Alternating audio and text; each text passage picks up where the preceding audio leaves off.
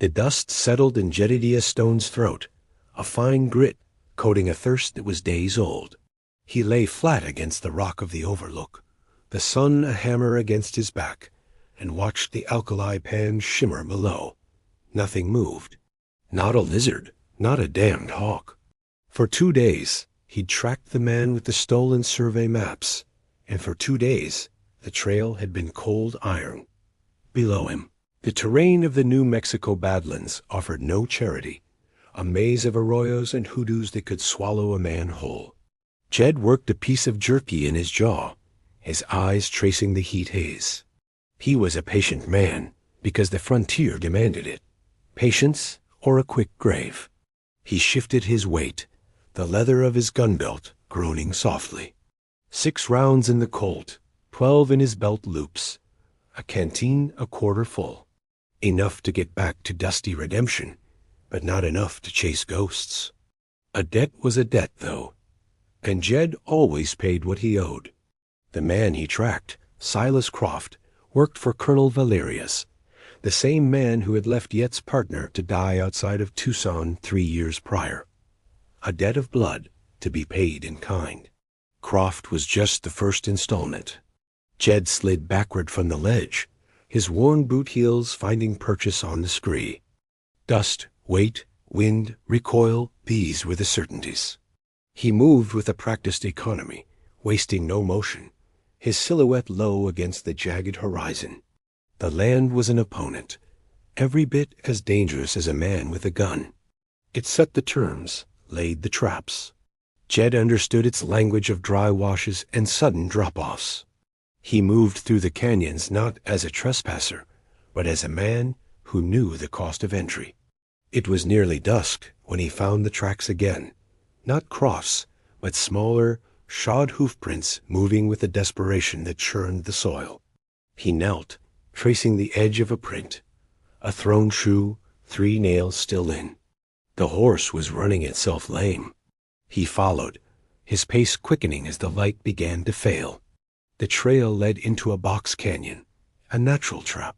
Jed slowed, his hand resting on the worn grip of his revolver. A trap was a trap, whether set by the land or by a man. He drew the Colt, the metallic click of the hammer seeming to echo in the immense quiet. He rounded a spire of red rock and saw her. An Apache woman, cornered against the canyon wall, a spent rifle in her hands. Her horse lay dead a few yards away, its flank a mess of dark, dried blood. She was alone, her face streaked with dirt and defiance, her dark eyes burning with a fire that hadn't yet been extinguished by fear. Hoofbeats echoed from the canyon mouth riders approaching, at least 3 of them. They weren't making any attempt at stealth.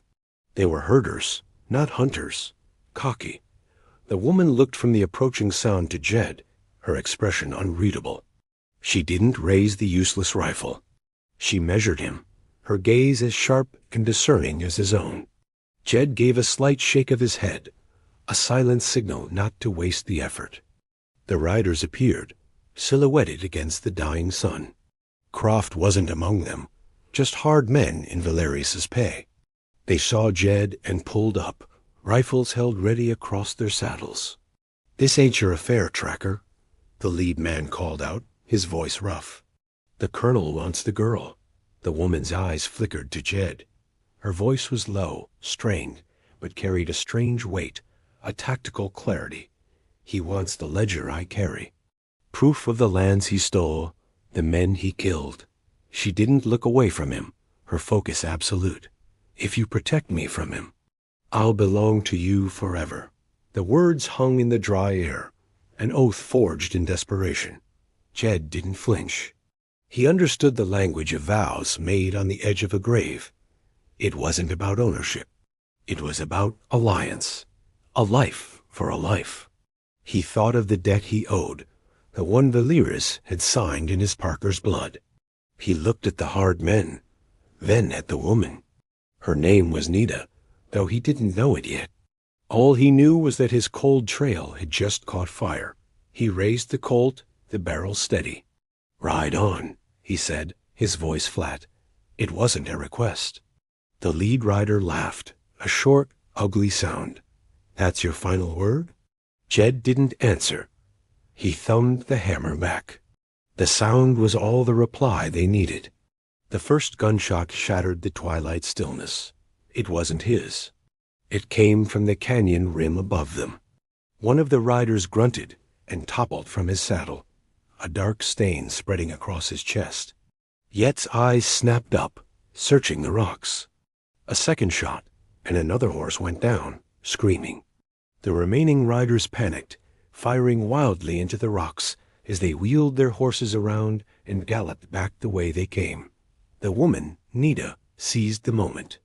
She grabbed a half-full canteen and a leather satchel from the dead horse and sprinted toward a narrow fissure in the canyon wall that Jed hadn't noticed. "This way," she commanded, her voice sharp with authority. Jed didn't hesitate. He laid down suppressing fire toward the canyon mouth, a Colt bucking in his hand, giving her cover. He backed toward the fissure, counting his shots. 2 left.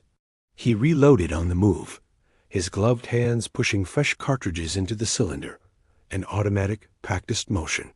He slid into the crack in the rock, just as a volley of return fire splintered the stone where he had been standing. Inside, the fissure opened into a tight, winding passage. The air was cool and smelled of damp earth. Nita was already ahead of him, moving with a sureness that told him she knew this place. "Who was that on the rim?" Jed asked, his voice low. "A friend," she said without turning back. "Now we move. Valerius will send more than 3 men next time." The pursuit began in earnest at dawn. They had gained a few hours' lead, winding through the labyrinthine passages Nita knew from her youth, but Valerius's men were relentless. Jed now partnered with Nita and the silent Apache warrior who had provided the covering fire, a man. Nita called only Hastin found himself in a different kind of hunt. It was no longer a solo stalk. It was a tactical retreat. Hastin moved like a phantom, scouting ahead, leaving subtle signs, a stone turned just so, a bent branch to mark the safe path. Nita was the knowledge. She knew the water holes that weren't on any map, the choke points where 3 could hold off 20. Jed was the cool fire, the pragmatist who counted rounds and measured risks. "They'll try to cut us off at Eagle Pass," Nita said, her voice tight as they paused in the meager shade of an overhang. She pointed a slender, steady finger toward a distant notch in the mountains. "It is the only way through the high peaks before the snows come. Valerius knows this." Jed nodded, studying the terrain. It was a classic funnel, a death trap for anyone being pursued. "Then we don't go to the pass," he stated. "We go over the top." "The dragon's tooth." Nita's eyes widened slightly. "No one crosses the tooth this late in the season. The winds will tear a man from the rock." "Valerius will think the same thing," Jed countered, his voice calm. "He'll put all his men at the pass, waiting for us to walk into his parlor." It was a colossal risk, but inaction was a greater one. Hastin appeared at the edge of the overhang, as silently as he had left. He made a series of quick hand gestures. Scouts, 2 of them, a mile back and closing. The dry gallows humor surfaced in Yet's tone. "Well, they're keeping a polite distance." He checked his rifle, the Winchester feeling solid and dependable in his hands. He looked at Nita, whose hand rested on the leather satchel containing the ledger. "That book must be worth a hell of a lot." "It's worth more than gold," she said, her gaze intense. "It's the truth. It names every rancher Valerius drove out, every claim he junked, every official he bribed. It is his entire empire, written in ink and blood." The first skirmish happened an hour later. Hastin led them into a narrow wash, the high, crumbling walls providing excellent cover. He signaled, and they melted into the rocks. The 2 scouts rode into the wash, their movements careless, confident. Jed and Hastin opened fire simultaneously. The shots echoed, sharp and brutal. The scouts were dead before they hit the ground. They took the scouts' horses, ammunition, and water, wasting nothing.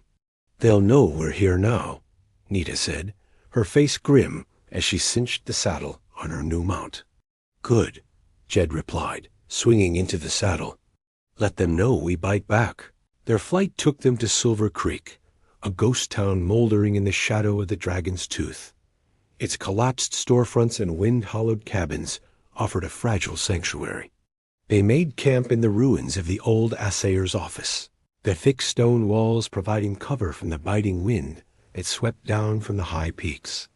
Resources were dwindling. They had food for 2 days, maybe 3 if they stretched it. Water was less of a concern, thanks to Nita's knowledge of a hidden spring behind the town cemetery. But ammunition was the real currency of their survival, and their supply was dangerously low. That night, under a sky littered with cold, distant stars, they tended to their needs in near silence. Jed cleaned their weapons with methodical precision, the scrape of the cleaning rod a rhythmic, reassuring sound. Nita studied a tattered map she'd produced from her satchel, her finger tracing lines only she could see, while Hastin stood watch from the roof, a motionless silhouette against the moon. The forced proximity had forged a tense, unspoken trust. "He won't follow us up the tooth," Nita said, breaking the silence. Her voice was soft but certain. "Valerius is a strategist. He uses rumor and law like weapons. He will send a detachment to the far side of the mountain and wait for winter to do his work for him. He will use the law to claim the mountain is impassable and have the pass guarded against outlaws." It was a sound tactic, a red herring. Valerius would make them seem like the aggressors, trapped by their own foolishness. "He underestimates us," Jed said, sliding a fresh cartridge into the Winchester's chamber. "He always has." Nita looked up from her map, her dark eyes searching his face. "You know him." It wasn't a question. "I knew a man who served under him," Jed corrected, his voice hardening. "Valerius left him to die for a pouch of gold. This debt has been on the books for 3 years." A flicker of understanding passed between them. Her fight for justice, his for vengeance, their paths had converged. Before dawn, Hastin slid down from the roof, his movements fluid and silent. He carried a small, crudely made arrow, fletched with crow feathers. He laid it on the dusty table between them. He found it near the spring. Nita translated his quiet hand signals. "A marker. One of Valerius's scouts has been here. They know our position." A wry, humorless smile touched Yet's lips. "So the party's starting sooner than we thought. The trap wasn't at the pass. It was here. Valerius wasn't waiting for the mountain to kill them. He was boxing them in. The ghost town was no longer a sanctuary. It was a cage." The first shot came from the old church steeple at the edge of town, punching a hole through the assayer's window and showering their table with glass. Jed and Nita hit the floor, the map and the telltale arrow scattering in the dust. Outside, the whistle of a ricochet sang off the stone walls. They were pinned. Valerius had moved faster than they'd anticipated, using the night to encircle the town. The scout's arrow hadn't just been a marker. It had been the signal to close the net. How many? Jed yelled over the sound of another gunshot. From his position near a shattered doorway, Hastin held up 5 fingers, then pointed in 3 different directions. At least 15 men, maybe more, had taken up positions in the surrounding buildings. They were being methodical, using overlapping fields of fire to lock them down completely. The town was the killing floor. A sudden, thunderous crash from the back of the building shook the very foundations. Dust and splinters rained down as part of the rear wall collapsed inward. Through the new opening, he could see Valerius's men had used a heavy log as a battering ram. It was a feint, a move designed to draw their fire and reveal their positions. Jed didn't take the bait. "Stay low," he ordered. The major reversal hadn't been a single betrayal or a sudden storm. It was a calculated, tactical disassembly of their hopes. They had lost their mobility. Their supplies were trapped with them, and their planned escape route over the mountain was now a fantasy. The cost of survival had just skyrocketed. Another hour brought a new horror. A wagon, its sides hastily armored with iron plates from the old blacksmith shop, was being rolled into the center of the main street. It was a crude but effective siege engine, providing mobile cover for Valerius's men as they advanced. Gunsmoke began to fill the air, thick and acrid. They exchanged fire sparingly, making every shot count. Hastin, with his bow, was lethally effective against any man foolish enough to expose himself for more than a second. Nita reloaded weapons, her hands steady despite the chaos, her sharp eyes calling out enemy positions. But they were losing. They had no way to counter the armored wagon, and their ammunition was nearly gone.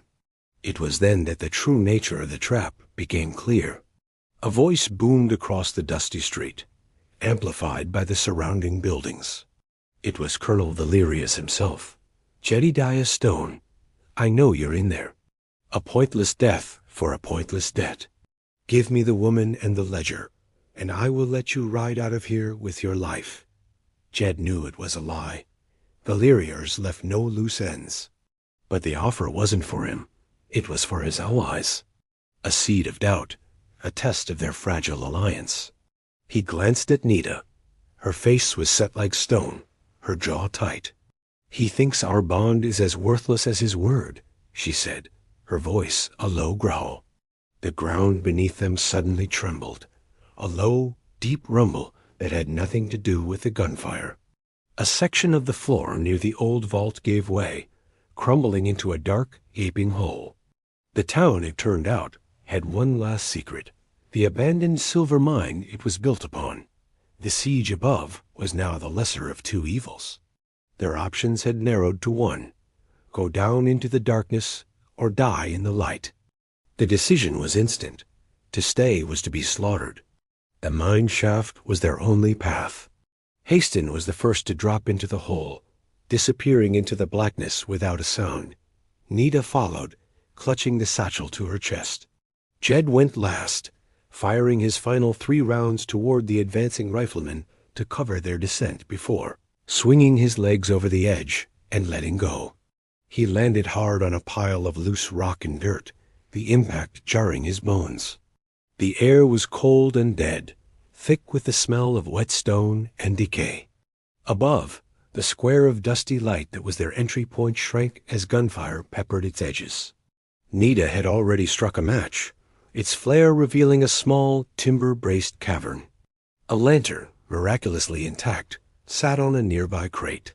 She lit the wick, and a weak yellow glow pushed back the oppressive darkness, revealing a network of tunnels branching off in every direction. They were alive, but they were underground, wounded, and with almost no supplies. Their horses, their remaining food, their chance to cross the mountains all gone. This was the regrouping. Not in a safe place, but in the heart of the danger. Jed took stock. He had a deep gash on his forearm from the fall. Nita's face was pale with exhaustion, but her eyes were resolute. Hastin seemed untouched, a creature of the shadows, already examining the tunnel mouths for signs of airflow. "We treat the wounds first," Jed said, his voice tactical, pushing aside the pain. He tore a strip from his shirt and tightly bound his arm. Nita produced a small pouch of herbs from her dress.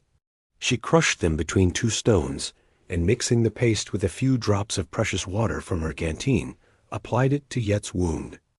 It was a simple, practical act that spoke volumes about their new reality. Survival was a shared burden. "These tunnels," Jed said, looking at Nita. "Do you know them?" "My people avoided them," she replied, her voice echoing slightly in the confined space. "They say the mountain has a hungry spirit, but I know the shape of the land above. If we travel west, toward the setting sun, we should find a ventilation shaft that opens on the far slope of the tooth." It was a desperate plan, based on a guess and a prayer. For the next several hours, they moved through the suffocating blackness. The lantern cast long, dancing shadows that played tricks on the eyes. The tunnels were a treacherous maze of collapsed sections, flooded shafts, and sudden drops. They moved by touch and sound, Hastin in the lead, his senses preternaturally sharp. He could feel the drafts that signaled an opening, hear the drip of water that might lead to a life-saving pool. They found what they were looking for in a collapsed stope, a crate of blasting powder left behind by the miners decades ago. It was old, unstable, but potentially useful.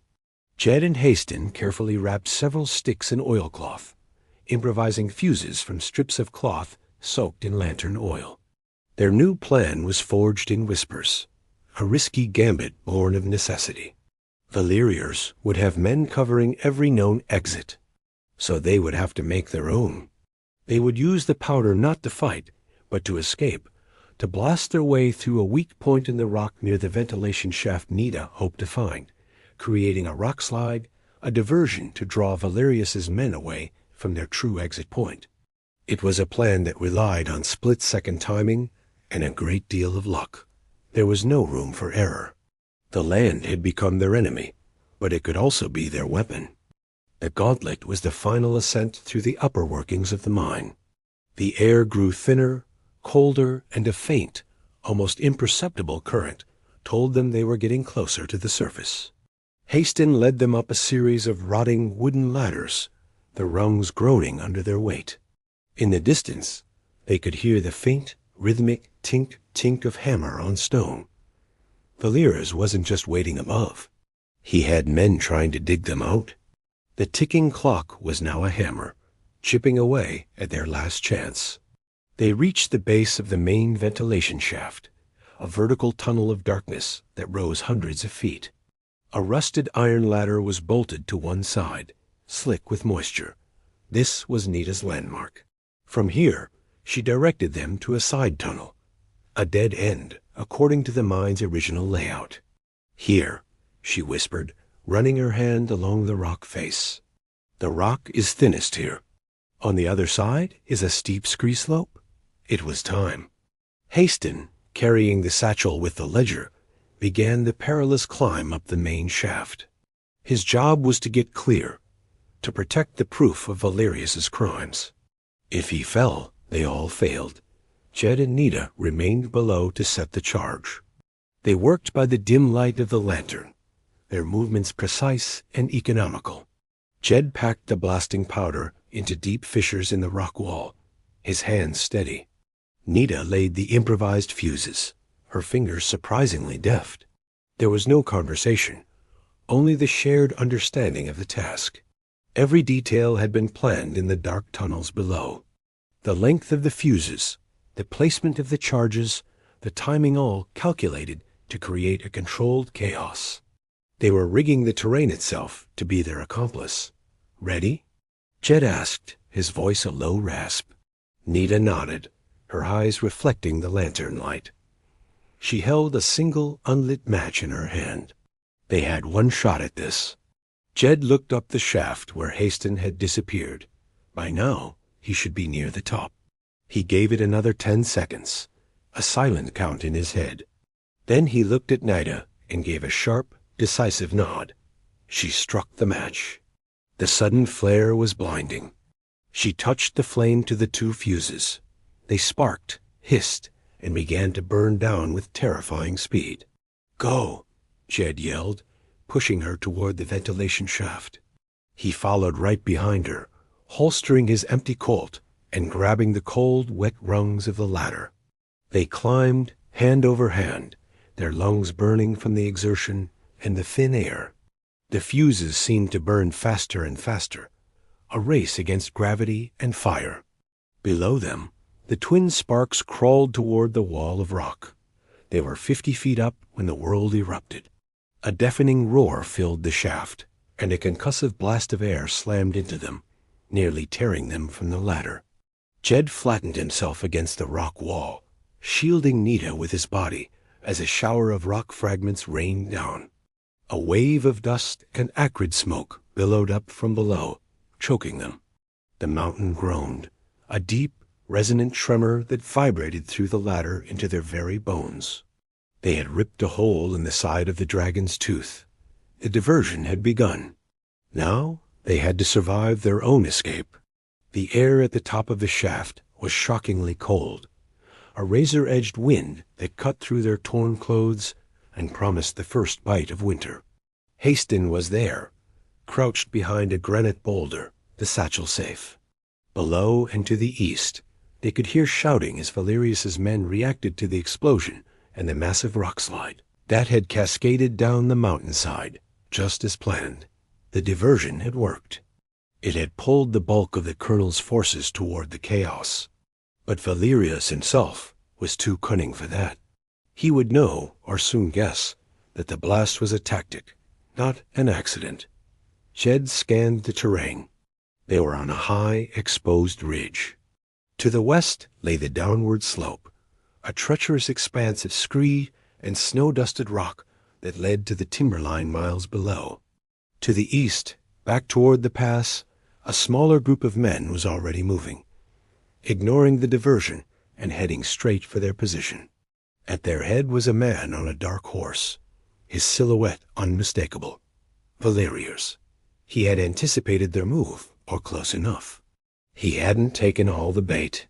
He had held his core in reserve, and now he was closing the vise.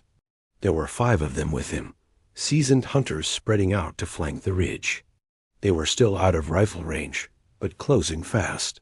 "He's cut off the easy way down," Nita said, her breath misting in the frigid air. "There's no cover on that slope."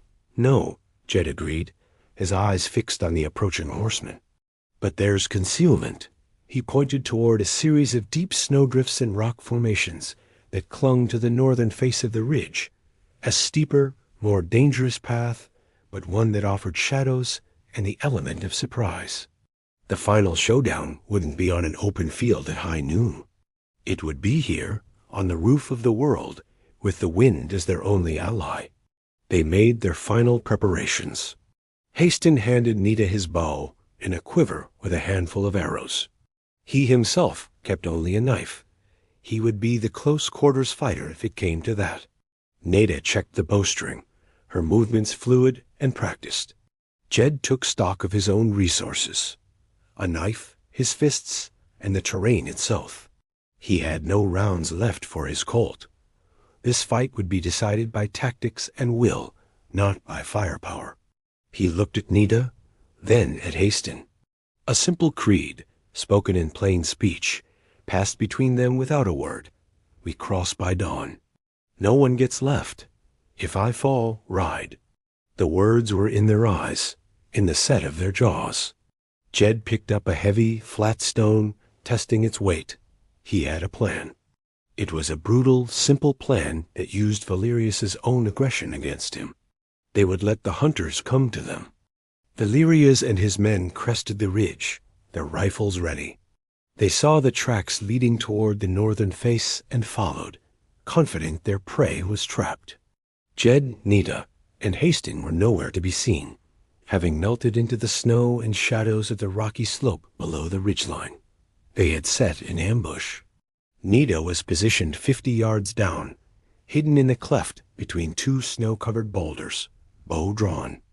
Hastin was further still, a ghost among the scree, ready to harry their flank. Jed was just below the lip of the ridge, concealed by a drift, the heavy stone in his hands.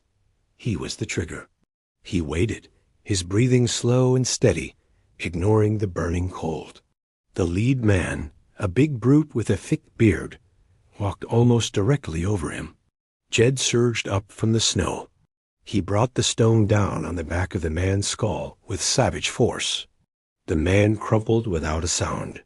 Jed seized his rifle and his bandolier of ammunition, rolling back into the snowdrift just as the other men turned, alerted by the sudden disappearance of their point man. They opened fire, bullets chipping ice and rock around Yet's hiding place. But their attention was fixed forward. They didn't see Nita. An arrow hissed out of the rocks to their left.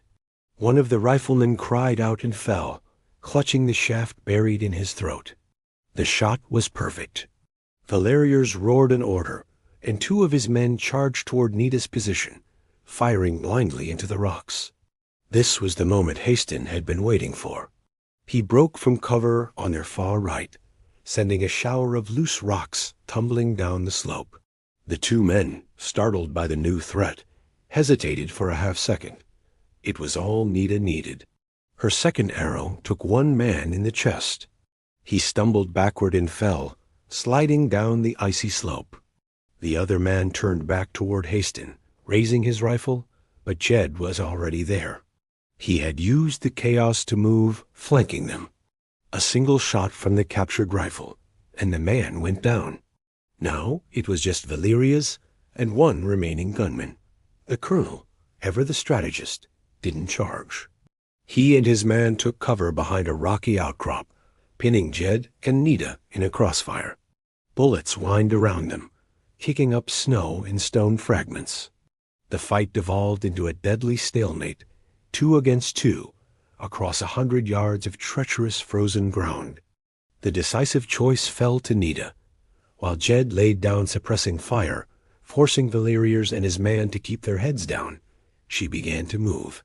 She didn't retreat. She went higher, scrambling up the rocks, using the cover of Yet's fire to gain a better angle. It was a massive risk. A single slip meant death. But she moved with the quiet confidence of someone who knew the mountains were not an obstacle, but an ally. Valerius saw the movement. He shouted to his man, "The woman! Get the woman!" The gunman broke cover, trying to get a clear shot at Nita as she climbed, but he exposed himself to Jed. Yet's shot was true. The last of Valerius's men fell. Now it was just the colonel. He stood alone, his revolver in his hand, a look of cold fury on his face. He was a warlord without an army. He fired at Jed, the shot going wide. Jed fired back, and Valerius grunted, stumbling as a bullet tore through his shoulder. He dropped his revolver, but remained standing, defiant. From her perch high above, Nita had a clear shot with her last arrow. The point was aimed directly at Valerius's heart. Jed saw it. Valerius saw it. The colonel looked up at her, a sneer on his face. "Do it, girl?" he spat. "Avenge them." Nita's arm was steady. Her eyes were chips of ice. She held the shot for a long moment, the tension stretching into an eternity. This was her justice to claim. But she didn't release the arrow. Instead, she lowered the bow. She would not become a killer like him. She would not grant him the warrior's death he craved. Her victory was in the ledger, in the truth that would dismantle his empire of lies. Seeing her choice, Valerius laughed, a broken, bitter sound. "You don't have the stomach for it." He reached inside his coat with his good hand.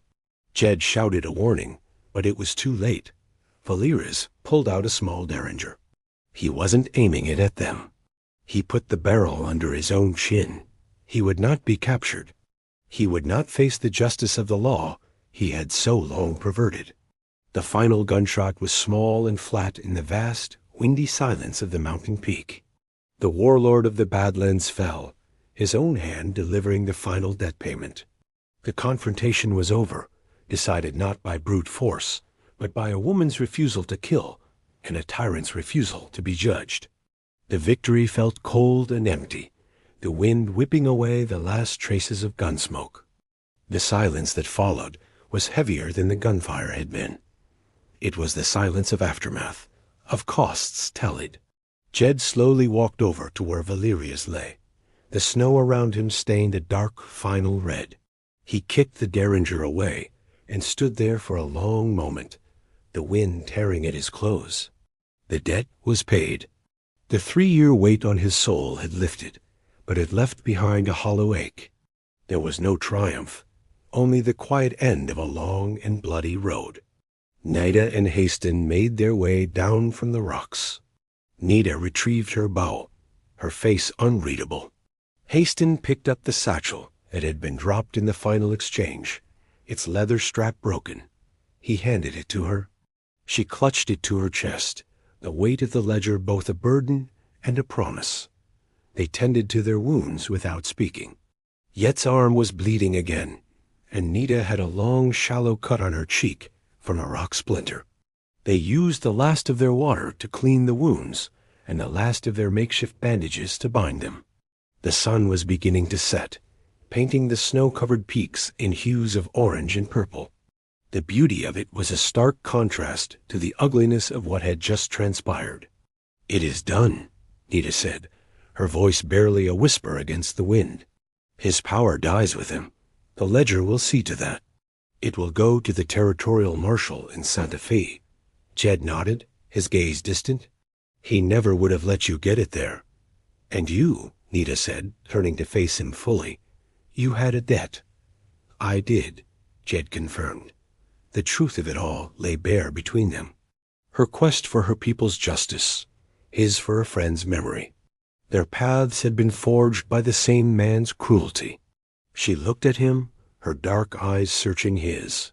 She remembered her vow, spoken in desperation in that box canyon, and now felt a lifetime ago. "I made you a promise."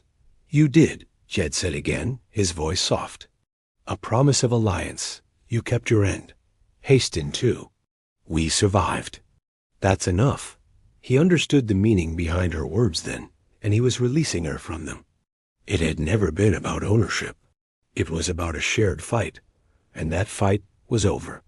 Debts were settled, both the one he carried for his dead partner and the one she had offered in exchange for her life.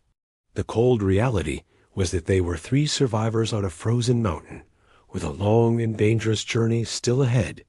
But the pursuit was over. They rode down from the Dragon's Tooth on the horses taken from Valerius's men. The journey to Santa Fe was hard and slow, but they were no longer hunted. They were messengers, carrying a truth that would reshape the territory. In the city, Nita, escorted by Jed, presented the ledger to the territorial marshal. The book of Valerius's crimes sent shockwaves through the capital, leading to arrests and the eventual return of stolen lands to their rightful owners, including Nita's people. Justice, it turned out, was heavier than lead and more powerful than a private army. Their purpose fulfilled, they stood on a dusty street corner as the city bustled around them. The world they had fought for was beginning to right itself, but they no longer fit within it. They were changed, transformed by the trail. Jed was no longer the isolated tracker, driven solely by a ghost. In the fight to settle his own debt, he had helped secure justice for hundreds. Nita was not the desperate fugitive. She was a leader who had faced down a tyrant and won, not with an arrow, but with resolve. She had reclaimed her agency and the future of her people. Hastin stood apart. As always, his gaze already on the distant mountains. His part was done. With a silent nod, he turned and walked away, melting into the crowd as if he were never there. "What will you do now?" Nita asked Jed. "There's a trail I was on before all this," he said. "Figured I might pick it up again." It was a lie, and they both knew it. The old trail was gone. The man who walked it was gone. "And you?" he asked. "My people need me," she said. There was a finality in her voice, the acceptance of a new and heavier burden. An unspoken question hung between them. What of the vow? What of the bond forged in gunfire and blood? "You said?" "You would belong to me," Jed said quietly, not as a claim, but as a question about the future. Nita met his gaze, a small, sad smile touching her lips. "No, Jedediah Stone, I belong to my people. And you belong to the trail. But the path I walk now, I would not have found it without you." She reached out and placed her hand on his wounded forearm, a gesture of profound gratitude and farewell. They had saved each other, but their roads diverged here. He was the pathfinder, and his nature was to ride on. She was the catalyst, and she had set a new future in motion. They turned from each other without another word. Nita walked toward the sun-baked adobe buildings where her new life waited. Jed swung into his saddle and pointed his horse west, toward a new horizon. The land was the same, vast and unforgiving. But the hero was not. They rode down from the Dragon's Tooth on the horses taken from Valerius's men. The journey to Santa Fe was hard and slow, but they were no longer hunted. They were messengers, carrying a truth that would reshape the territory. In the city, Nita, escorted by Jed, presented the ledger to the territorial marshal. The book of Valerius's crimes sent shockwaves through the capital, leading to arrests and the eventual return of stolen lands to their rightful owners, including Nita's people. Justice, it turned out, was heavier than lead and more powerful than a private army. Their purpose fulfilled, they stood on a dusty street corner as the city bustled around them. The world they had fought for was beginning to right itself, but they no longer fit within it. They were changed, transformed by the trail. Jed was no longer the isolated tracker, driven solely by a ghost. In the fight to settle his own debt, he had helped secure justice for hundreds. Nita was not the desperate fugitive. She was a leader who had faced down a tyrant and won, not with an arrow, but with resolve. She had reclaimed her agency and the future of her people. Hastin stood apart, as always, his gaze already on the distant mountains. His part was done. With a silent nod, he turned and walked away, melting into the crowd as if he were never there.